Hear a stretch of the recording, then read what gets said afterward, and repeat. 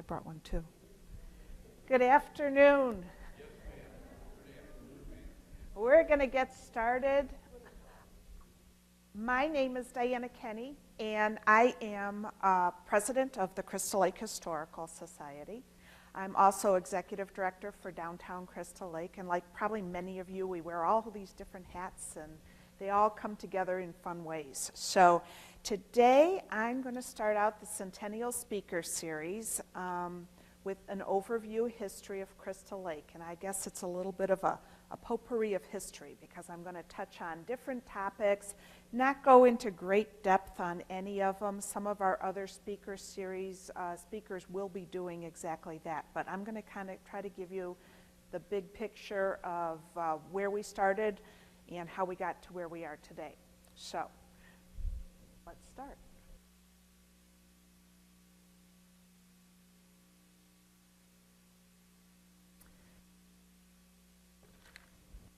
We're going to start out with early history. That's pretty early. While the history of the white man in the area now known as McHenry County, Illinois, could logically begin with the story of its first settlers in 1834, I prefer to start the story 2 years earlier, when a veteran frontier officer led a party of foot soldiers through this region in pursuit of Indians during the summer of 1832. His name was Major William McHenry. The Sac and Fox Indian nations were led at that time by a famous warrior named Chief Black Hawk.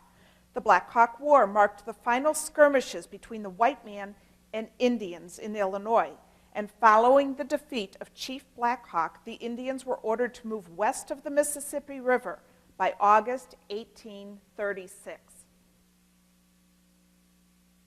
On November 18, 1834, Samuel and Margaret Gilliland, with 8 of their 9 children, one had died en route, crossed the Fox River near today's town of Algonquin to become the first settlers of McHenry County. The family traveled from Virginia in 2 covered wagons, one pulled by oxen and the other by horses. And this sketch is done by James Pearson and is found in the 1968 McHenry County History book. In 1835, Ziba Beardsley came to the shores of our lake and commented that the waters were as clear as crystal, thereby giving the lake its name. The Beardsley family didn't stay but continued south towards Naperville. Thus, Ziba missed the opportunity for fame as this city's founder. By the time Ziba Beardsley returned to Crystal Lake, there was already a small collection of settlers in the area. The first white settlers of Crystal Lake was this handsome couple, Beeman Crandall and his lovely wife, Polly. Together with 6 of their 10 children, the Crandalls traveled from New York to Crystal Lake in a covered wagon. The family lived in the wagon for a time until a log cabin could be built. And I'd like to note that that was in February. So imagine living in a log in your wagon with 6 kids. Polly Crandall worked side by side with her husband in getting the cabin built. The Crandalls' cabin was located near today's intersection of Route 14 and Van Buren Street, and that's about the spot where Tommy's hot dog stand is today. The oldest public burying ground in Crystal Lake in Algonquin Township was established in 1840 and was known simply as the Crystal Lake Cemetery. Today it is called the Lake Avenue Cemetery. Since 1840, nearly 1,200 people have been buried in this 2-acre cemetery. This is the final resting place for many of Crystal Lake's earliest settlers. And the Crystal Lake Historical Society has created an online pictorial inventory of the cemetery. The city of Crystal Lake actually traces its roots to 2 separate communities which were generally known as Crystal Lake and Nunday. The first known plat of survey for the village of Crystal Lake is dated 1837. Until that time, the village was known as Crystalville. The main business district for the village of Crystal Lake was located on Virginia Street, about 1 mile southwest of the railroad station near today's McCormick Park. The area known today as downtown Crystal Lake was first called Dearborn and then Nunday. The village of Dearborn came into existence in the mid-1850s after the railroad extended their lines through the area. Religion. Although the two towns had political differences, the people of both were united in their belief in the value of education and religion. The worship of God has always been a prominent part of the lives of the people of Crystal Lake. The earliest settlers built their homes, which were log cabins, and then gathered to thank the Lord for his help. Most of the earliest settlers came from either Virginia or New York. They were primarily hardworking Protestant families, Methodists, Baptists, and Congregationalists. Before church buildings could be built, these early settlers gathered in private homes and school buildings to worship God. Often several different denominations used the same building, so scheduling was often an issue. The first Congregational Church of Crystal Lake was organized in 1842, the home of one of its founders, Allen Baldwin. The congregation held services at the schoolhouse until a frame building was erected and dedicated in 1849. The current church building shown here was erected in 1867 at a cost of $7,000. This picture was taken in 1914. The two entrances of the first Congregational Church shown here were closed and replaced with the centered main doorway we know today. It is said that the original orientation of the church sanctuary was opposite of today. One would walk in facing the congregation, and this discouraged late arrivals. The church building has undergone numerous renovations and additions. Another early congregation was the Methodist Episcopal Church. This congregation formed in 1839. They held services in private homes in the schoolhouse until 1858. At that time, the congregation built a frame house of worship on Virginia Street in the village of Crystal Lake. When the village of Nunday had grown to some size, it was found that nearly half the congregation lived there. Those members living in Nunday wanted to sell the Crystal Lake Church and build a new one in Nunday. The members living in Crystal Lake did not agree, and so for a time, the congregation was split. In 1866, the Methodist Episcopal Congregation of Nunday purchased this building from the Congregational Church for $400. It was moved from Crystal Lake to downtown Nunday and was used by the Methodists until 1874. Eventually, the Crystal Lake members joined the Nunday group.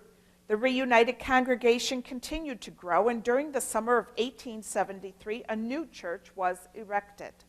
This beautiful church building was built at the corner of William Street and Brink Street.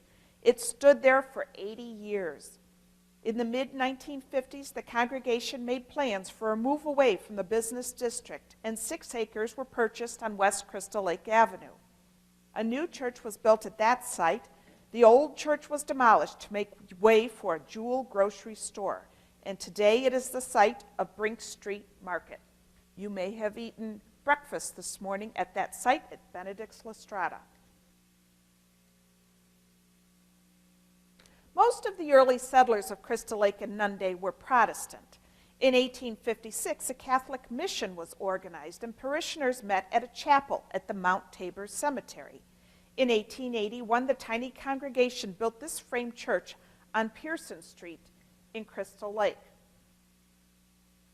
That building still exists, but it's a house today.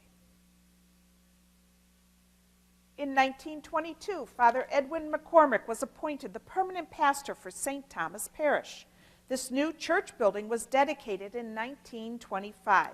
It served the congregation until 1968, when a larger church was built on Route 176. The old St. Thomas Church has been refurbished and is used to hold services for Spanish-speaking parishioners. Other early congregations in the area include Emmanuel Lutheran Church, whose earliest services were all in German. This lovely building still stands on McHenry Avenue, although the congregation holds its Sunday worship service in a building recently constructed kind of behind Jewel and Hobby Lobby. Bethany Lutheran Church, which was first known as the Swedish Evangelical Lutheran Bethany Church. This building was built in 1925 at the corner of Crystal Lake Avenue and Elmhurst Street. In 1978, the original church building was torn down and a new structure was built to house the growing congregation. And there was a large Swedish community within our twin towns of Nunde and Crystal Lake, which was commonly referred to as Swedenborg. It was centered around the Swedish Mission Church, which was located near Crystal Lake Avenue and Lincoln Parkway. In 1945, the Swedish Mission Church became affiliated with the Evangelical Free Church of America. And several years ago, the congregation moved from this location farther east on Crystal Lake Avenue. And we're going to be having a talk on Swedenborg next month. Education. The first school teacher in Crystal Lake was Hannah Beardsley, who taught her class in 1838. The first schoolhouse was a 20 by 20 foot log cabin. This small school served the children of Crystal Lake until 1843, when a larger schoolhouse was built. In 1855, the Free School Act mandated public education opportunities for all children. Numerous one-room schoolhouses dotted the landscape of McHenry County for many years. Today, as the population of Crystal Lake spreads out into the surrounding farmland, one-room school buildings, which were once readily identifiable, are slowly slipping into obscurity. Located at the corner of Walkup and Crystal Springs Road, the red brick Hookhamville School peeks out from a grove of trees as motorists head north to McHenry. By 1883, the enrollment in both the Nunde School and the Crystal Lake School had exceeded the capacity of the present school buildings. In an unprecedented effort, the often feuding villages of Nunde and Crystal Lake came together and built the Union School. The school was located on McHenry Avenue between Paddock and Franklin Streets. And this is a front view of the Union School, which was a two-story Italianate brick building. There were 6 classrooms in the school, educating students from first grade all the way through high school. When the school was built, it was intended for an enrollment of 240 students. By 1900, it was bursting at the seams, and the need for another school was apparent. This photo shows the Paddock Street side of the school. In 1906, a high school building was built on an adjoining lot. The elementary classes stayed in the Union School building, and the older classes moved next door to the new high school. These photos give you a perspective of how the buildings sat in relation to each other. The school buildings were connected by several underground concrete tunnels used primarily by maintenance workers and staff. The elementary school was torn down in 1948. The old high school building was torn down in 1978, and today Hussman Elementary School stands on the site. In 1921, the Crystal Lake community authorized the purchase of property for the construction of a high school. The first class to graduate from this building was the class of 1924. Construction costs for the new building exceeded $300,000. The school was called Crystal Lake Community High School. And through the years, several additions have been made to the school. Due to the increase in population, 2 additional high schools have now been built in Crystal Lake. McHenry County College was established in 1967 through the successful passage of a county referendum. The first classes were held at the site of the former Pure Oil Laboratory, near the corner of Route 14 and Main Street, again, about right behind the Jewel, where the Jewel is today. In 1972, a new permanent facility was built on a 68-acre site near Route 14 and Lucas Road. Through the years, there have been numerous additions to the campus. Transportation. In the early days, people got around by horse, mule, wagon, or even their own 2 feet. As time progressed, other forms of transportation became available. Railroad service to Nunde and Crystal Lake was first established in the mid-1850s. Since then, the railroads have played a vital part in the development of our community. In 1856, the first depot was ready-made and shipped on a flat car from Chicago. The depot shown here was the second Crystal Lake train station. It was built in the late 1800s. And although the depot was located in the town of Nunde, it was always known as the Crystal Lake Station. I'm sure the Nundeites weren't too happy with that. Occasionally there were some accidents, but the trains were a relatively safe way to travel. And notice the date of this accident, 9/11.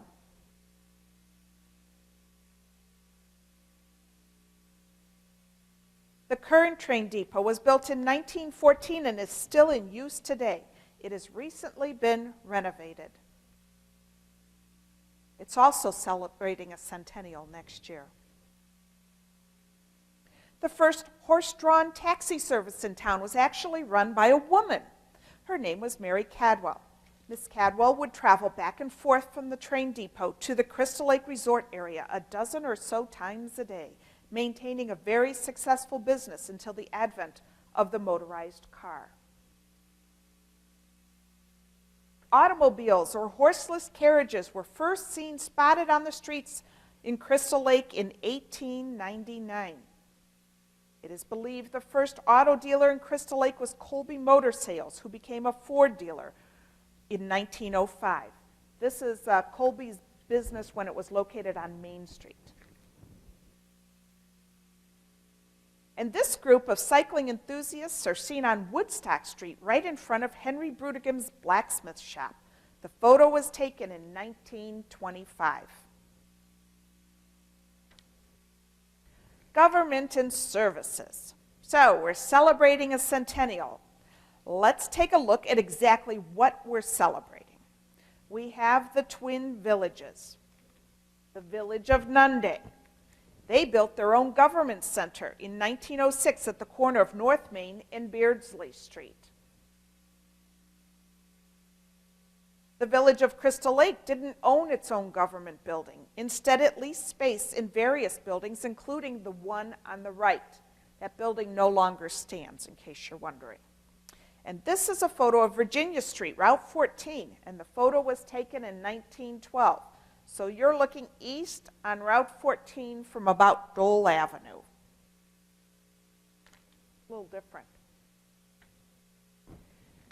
The villages of Crystal Lake and Nunde were each incorporated in 1874. In 1908, the name of the village of Nunde was changed to North Crystal Lake. Several attempts were made to consolidate the two villages, and finally, after much disagreement, the village of North Crystal Lake was annexed to the village of Crystal Lake in April 1914. Another significant milestone in the April 1914 election is this was the first time women were able to vote in the local elections. A month earlier, the Women's Voting Club formed with the sole purpose of teaching women how to vote. Sample ballots and explanations of the complexities of voting were explained to the ladies. The women even had a practice election prior to the real thing. In September 1914, a special election was held with a vote to determine if the newly merged village should actually change its legal status to become a city. It's interesting to note that the main factor in this decision was that the city, with the city form of government, they could divide the area into wards with representatives elected from each ward. Today, in the city of Crystal Lake, we have at-large elections with no ward distinction at all. So here's the count. Can I have a drum roll? 416 votes were cast, with 327 in favor of the city form of government. And it's interesting to note how the newspaper reports the breakdown of these votes by both location and the sex of the voters. Imagine doing that today.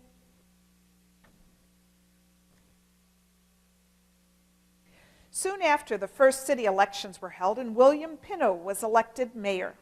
The first woman elected to public office was Jenny Ford, who served as city treasurer for 2 years. The old Nunday Village Hall building at the corner of North Main and Beardsley Streets was used as City Hall. City offices, jail, and fire department were all headquartered at this facility.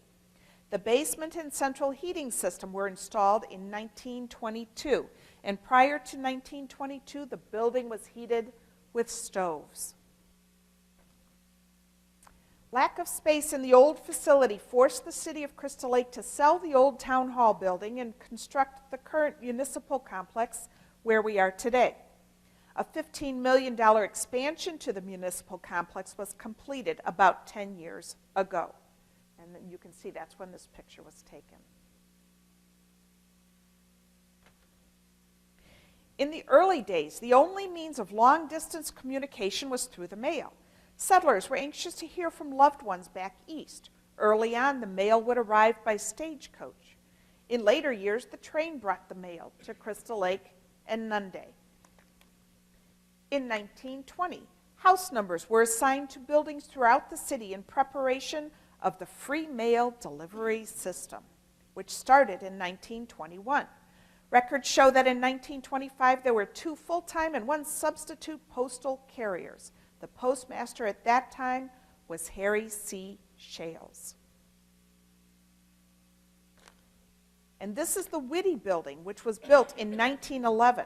In November 1925, the post office moved into this building and remained there for several decades.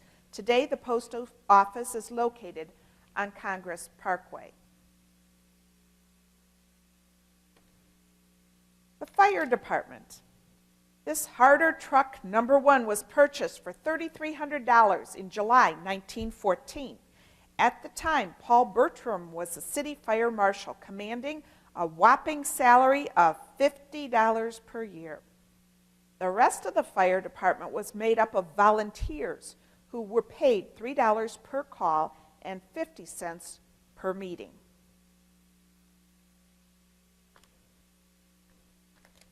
And for many, many years, the Crystal Lake Fire Department was staffed by dedicated volunteers. Today, our team of professional firefighters, paramedics, and emergency service workers are led by Chief James Moore. I would imagine some of you may recognize a couple of those guys. All of the guys, they say.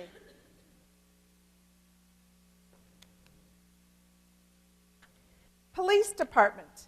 In the early days, the Twin Villages were protected by the town marshal. Andrew Henderson served as town marshal for the village of Nunday for many years. He was known as a tough and no-nonsense guy. According to his obituary, crooks and bad men came to shun Nunday and give Marshal Henderson a wide berth.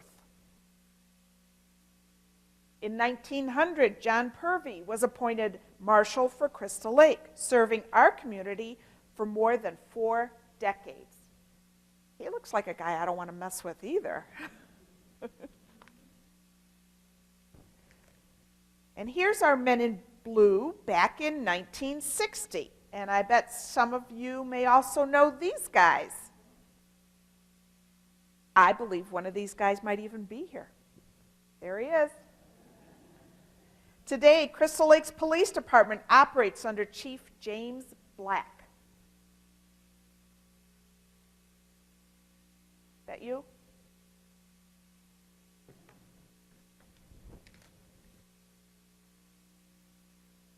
An article in the November 13th, 1913 Crystal Lake Herald tells us, on Saturday afternoon, November 15th, the circulating library will be open to the public. Through the generosity of Mrs. H.A. Dodge, whose attractive Crystal Lake home is now vacant, the library is installed upon the bookshelves, and chairs and tables have been placed in the reading room. This first library was open 2 days a week and was staffed by volunteers.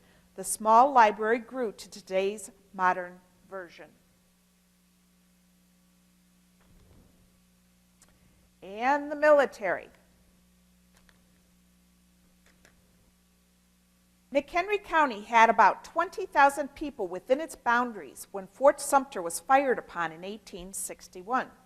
Throughout the Civil War, McHenry County furnished 2,533 men, exceeding the quota requested by President Abraham Lincoln. This photo was taken in 1900. It is a picture of the local noonday post 226 of the Grand Army of the Republic, also known as the GAR.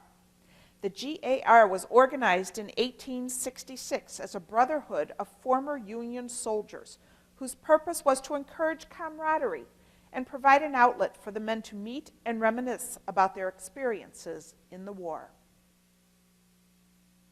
And I believe this photo was taken in front of the old M&E Church, the one downtown. The Civil War Monument was erected in Crystal Lake's Union Cemetery in September 1888. A plaque says, "Erected by grateful citizens in honor of the brave defenders of our country." A list of Civil War regiments, soldier names, and significant battles is engraved around the base of the monument. The years have not been easy on this monument. Stress cracks developed and water seeped in, which compromised the structural integrity of the monument. The statue was taken down in November of 2006 in fear that it would fall down if it was not removed properly.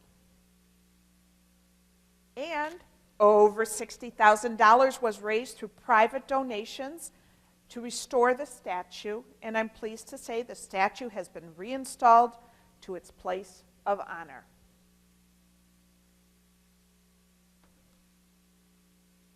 World War I enlistments began in 1917. About 175 Crystal Lake men volunteered to serve, including these two young men, William Chandler Peterson and Emil Berlin. Unfortunately, only one of them returned. On June 6, 1918, at a battlefield in France, Lieutenant William Chandler Peterson lost his life while leading his platoon in a morning attack. Lieutenant Peterson was awarded the Distinguished Service Cross for valor. The local American Legion post, number 171, was chartered in 1919 and named in honor of Lieutenant William Chandler Peterson. After the war, Lieutenant Peterson's body was brought back from France and laid to rest at Union Cemetery. Wars in the 20th and 21st century continued to claim the lives of young men and women. World War II claimed 48 Algonquin Township lives, including both Elmer and Robert Peters, brothers from Crystal Lake. 3 Crystal Lake men were killed during the Korean conflict. An unknown number of lives were lost in Vietnam and the Mideast. This Veterans Memorial is located near the train depot in downtown Crystal Lake. It serves as a reminder of the brave men and women who fought to protect our country. Storms and natural disasters.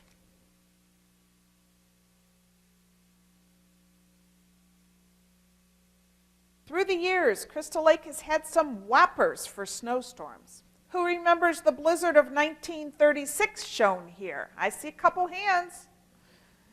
The Crystal Lake Herald reports blocked roads, a train wreck, and marooned motorists. 25-foot-high snowdrifts were reported, as shown in this photo. In addition to the snow, temperatures dipped to below zero for many days in a row. And I'll bet more people remember the blizzard of '79. 3 major snowstorms dumped 32 inches of snow in January 1979. The heavy amount of snow damaged many roofs and caused concern for many residents of Crystal Lake. And this is a picture of the old Jewel that was downtown Crystal Lake when its roof collapsed because of the snow. And certainly Crystal Lake's most memorable disaster was the 1965 Palm Sunday tornado. These next few photos are from a series of slides taken by local resident Ken Pearson. That's the Crystal Lake Plaza and the Neisner's department store.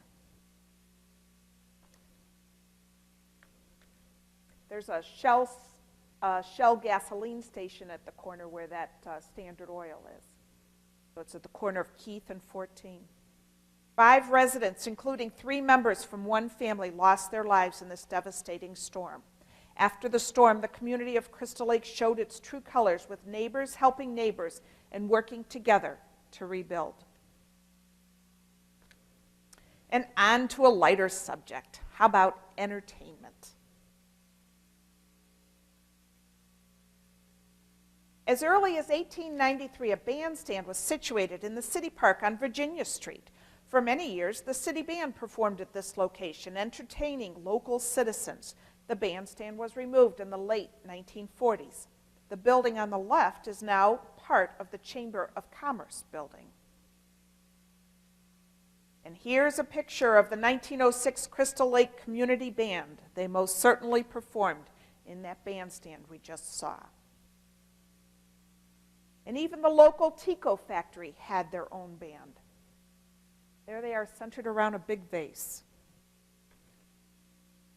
On a more classical note, the 8 members of the Phoenix Orchestra would perform for various functions throughout the city.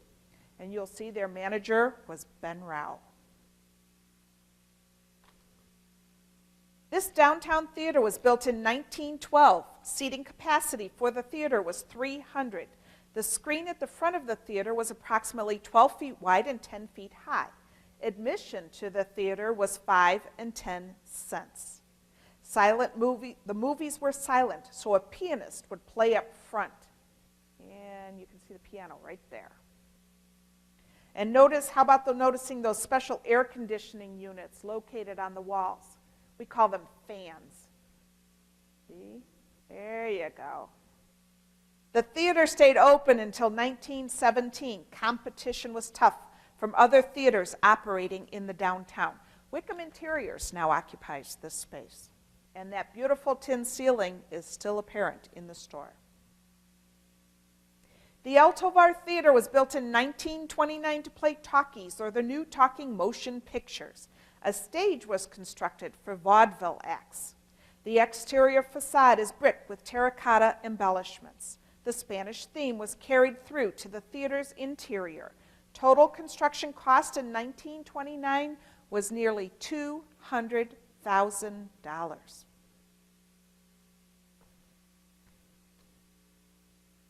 And this is the slide that makes me say, what were they thinking? The theater operated for many years. In later years, it was known as the Lake Theater and Showplace Theater. And through the years, the building's condition had deteriorated. Without a family named Rao, the historic theater on William Street would still be dark, empty, and closed. In 1996, money from the Lucille Rao estate was used to purchase the old theater building. The vision was to rehabilitate the building to create a visual and performing arts center. The old Altovar Theater was renamed the Rao Center for the Arts. And most of the significant historic elements of the Altovar Theater have been retained, restored, or rebuilt. Recreation. In 1910, a local baseball team was organized. After World War I, baseball enthusiasm in Crystal Lake faded, however. Following World War II, organized baseball in Crystal Lake started up again. Frank Repp, Warren Pennington, and Art Bonkoski were the founding fathers of Crystal Lake's Little League. Because of his longtime contribution to youth baseball, the baseball diamond at Veteran Acres Park is now known as Frank Repp Field. And that's Frank, the man in red.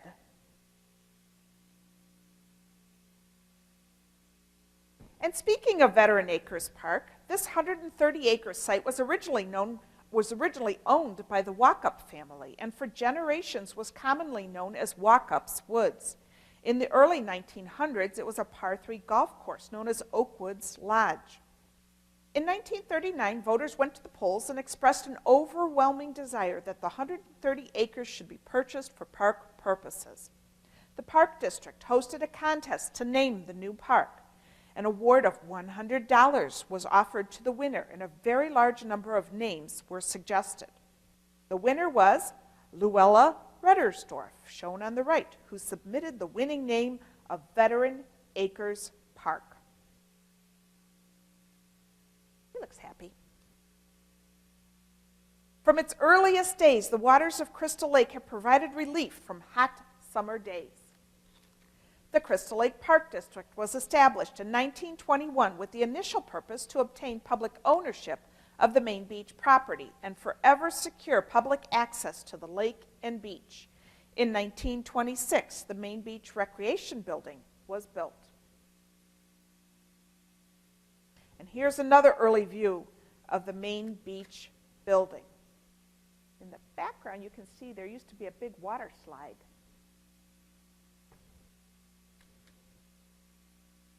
Through the years, the Crystal Lake community enjoys the lake. These girls in the sand were part of a synchronized swim team. The photo was taken in 1947. And if you see the lady in white right up there, her grandson was recently elected to city council by a man by the name of Cameron Hubbard. Business and industry. One of Crystal Lake's earliest important industries was harvesting ice from the lake. The ice was stored in huge houses along the shore and shipped throughout the year.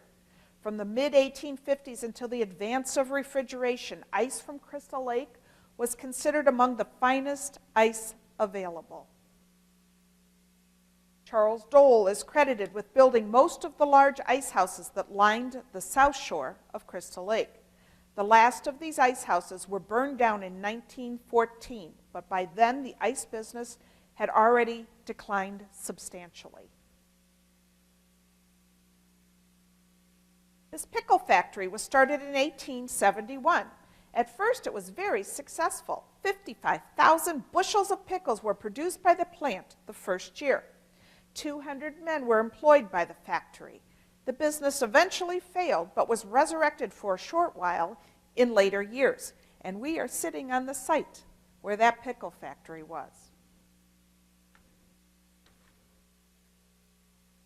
During the late 1800s and early 1900s, Crystal Lake enjoyed nationwide fame through the manufacture of architectural terracotta and Tico pottery at the American Terracotta and Ceramic Company factory.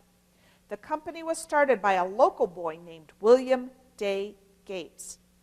The company started out as a large drain tile factory, but grew to turn out some of the finest architectural terracotta known. Samples of the ornamental works can be found on several buildings in Chicago, including the famous Wrigley Building on Michigan Avenue. And downtown Crystal Lake also has several buildings with architectural terracotta. In addition to architectural terracotta, the company also produced decorative pottery known as Tico pottery. Today, these ornamental pottery vases are in demand as collectible and are very, very valuable. In 1875, Ira Mallory, a Civil War veteran, started a weekly newspaper called the Nunday Advertiser.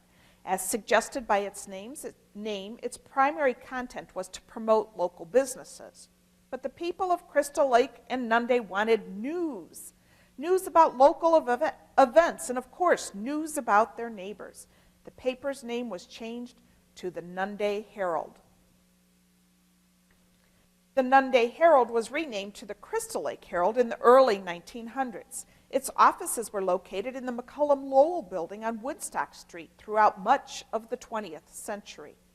Eventually, the newspaper moved to Piatt Road and then to its current location on Route 31, and it is now known as the Northwest Herald.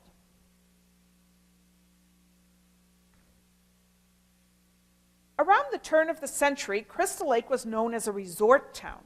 Chicagoans and other large city dwellers flocked to the hotels and summer cottages that surrounded beautiful Crystal Lake. Patrick Leonard owned and operated the famous Leonard Hotel. Sadly, the beautiful Leonard Hotel burned down in 1918. The Lakeshore House was built in 1900 at the cost of $5,000. It was situated on today's North Shore Drive. By the mid-1920s, the resort business in Crystal Lake was in decline. The Lakeshore House continued operating, but more as a rooming house than for the resort trade. In May of 1982, the building was destroyed by fire.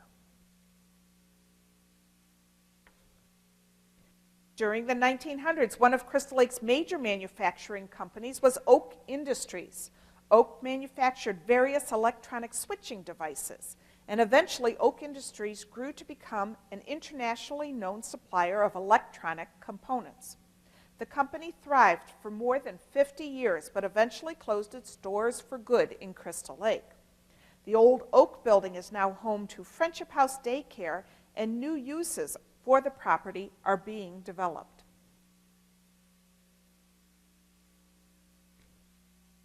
Private residences. Several houses in Crystal Lake bear the trademark cobblestone walls or foundations of local stonemason Andrew Jackson Simons. This cobblestone house is one of Crystal Lake's oldest residents. It was built about 1855 for Columbus Wallace and his wife, Hannah Beardsley Wallace. Today, the local chapter of Alcoholics Anonymous owns the Wallace House. With the help of Andrew Jackson Simons, John B. Walkup built his home across from what is now Veteran Acres Park. The walls of this Greek Revival house is made up of over 70,000 cobblestones, which were picked up on the shores of Lake Michigan and hauled back to McHenry County by oxen. John B. Walkup died shortly after the construction was complete. The home is still standing and is once again owned by a member of the Walkup family.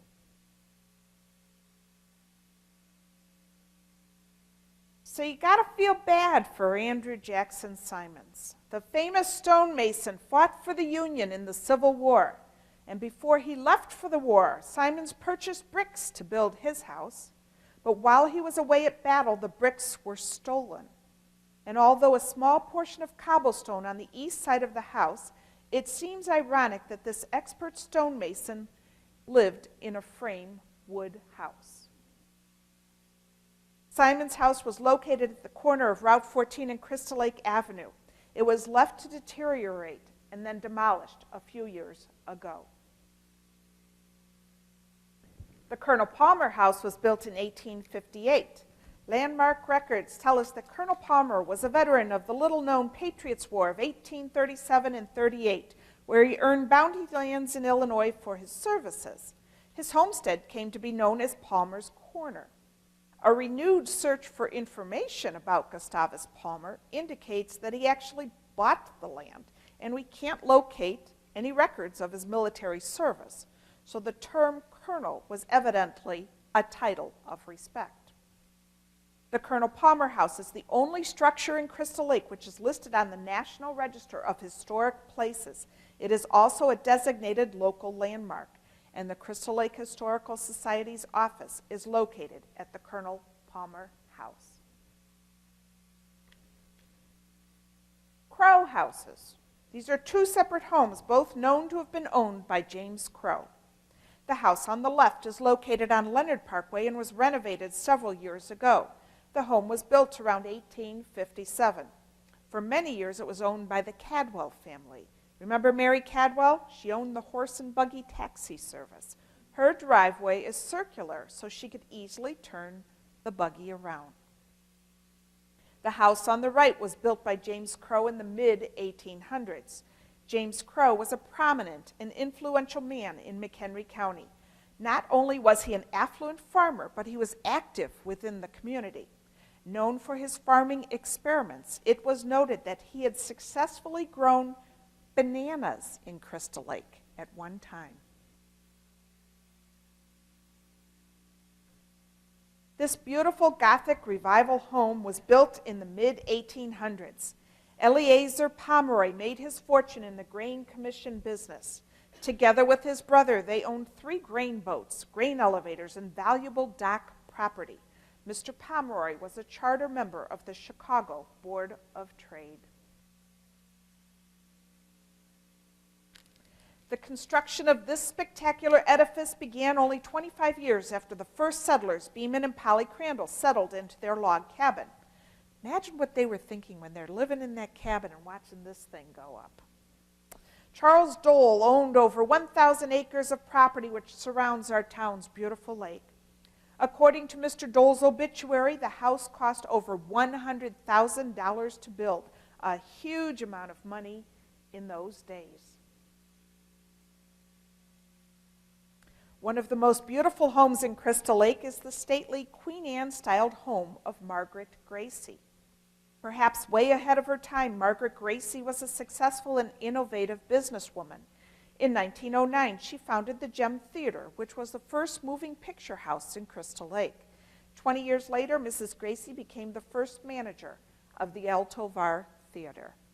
This is located at the corner of Walkup and Paddock. Located on Terracotta Road, north of Route 176, the stately home was built in the 1920s by William Day Gates, founder of the American Terracotta Company. In its heyday, the home featured beautiful pottery, statuary, and fountains, both inside and out. For many years, the house was empty and left to deteriorate. And a couple years ago, the house was purchased, and the new owner is rejuvenating Trails End to its original glory. The Lorimer Mansion stands at the intersection of Lake Avenue and Country Club Road. The house is built of dun tile, a locally produced brick-type material. Dun tile bricks are a bit larger than standard bricks. They came in a choice of glazed and unglazed finishes. The interior of the brick was hollow to allow airflow and increased insulation. The owner's father was Senator William Lorimer, whose claim to fame is that he was the first and possibly the only U.S. senator to be removed from office. He was accused of vote fraud, although never convicted of the crime. And unfortunately, not all of Crystal Lake's wonderful homes are still standing. Here was the beautiful Lowell family residence as it was being destroyed in the 1970s, all in the name of progress. And this house was located at the corner of Walkup and Crystal Lake Avenue. It's where the Wagoner Law Firm is now located. Commercial buildings. Here's another Centennial. Situated on Route 14, this two-story block building is called the Jaster Building. It was built by Joseph J. Jaster in 1914. Joseph Jaster operated a market on the first floor of the building. His family lived on the second floor. In addition to operating his store, Jaster became interested in local politics. He served as an alderman and mayor for the city of Crystal Lake. A new nightclub appropriately named Jaster's is getting ready to open up soon.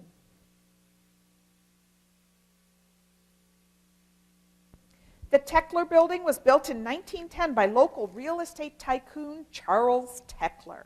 Today it is home to Heisler's Bouterie.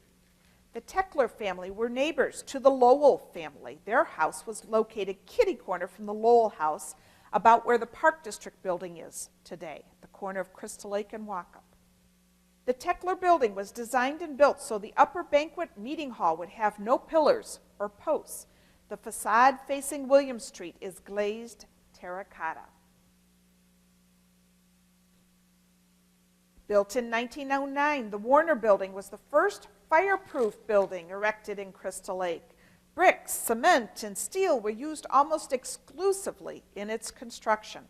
The building's facade is white enamel terracotta manufactured locally. Roy J. Warner was the local mortician and furniture dealer. The entire first floor of the building was devoted to the display of furniture, rugs, carpets, curtains, chinaware, and glassware. The second floor had a casket room and chapel, and also the Warner family lived in an apartment at the back of the second floor. A few years ago, the Warner Building was refurbished and is now home to the William Street Public House.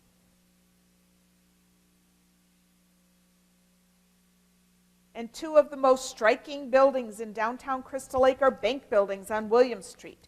Both buildings have terracotta facade. Home State Bank occupied both of these buildings at various times during the 20th century.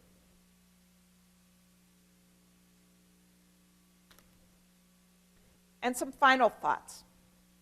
I'm intentionally ending my talk today with this discussion of various buildings because they are surviving, important reminders of our community's rich past. I hope you'll come away from this presentation with a new appreciation of what has occurred before our time and how events and people of our past have truly shaped our community of today. And yes, Crystal Lake is still a good place to live. Thank you. You recognize that mural? When you walk out the doors, look up. You'll see that mural.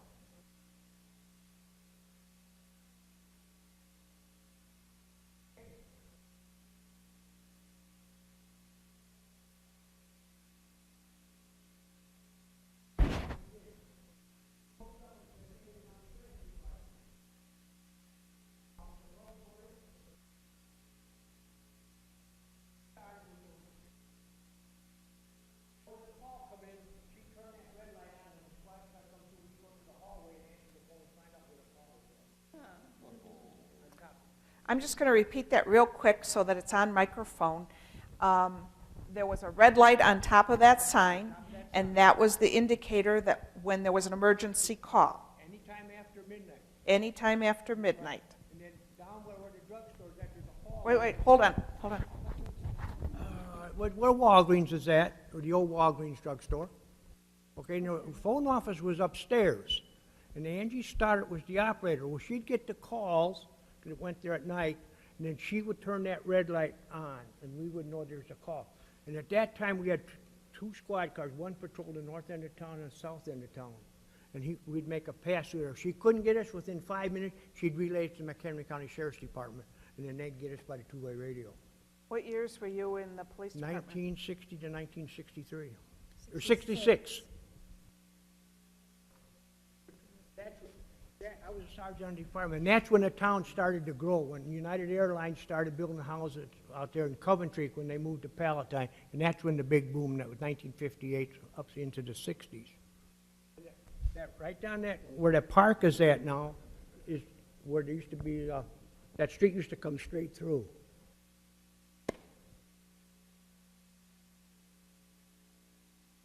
Anybody else? Harry? Did I nail it? You know what? There's a lot of things I'm sure that I could have included in the presentation, but it was an effort to give you just a general overview. Like I mentioned before, we're going to be having a whole series of speakers each month talking. Most of those conversations will be here in the City Hall. Typically the second Sunday in November at 1 o'clock. There is a schedule online at crystallake100.org. Next month we're going to have Ann Wells, who is here, talk about Swedenborg. In December we have firefighter Chris Williams talking about the history of the fire and rescue department. Other topics will include the Crystal Lake Public Library, architecture in Crystal Lake. There is going to be a talk on terracotta, history of some of our congregations, history of some of our schools, as well as the cemetery. So there's a whole range of topics that we're going to be covered throughout the next year. So thank you very much for coming. Yeah,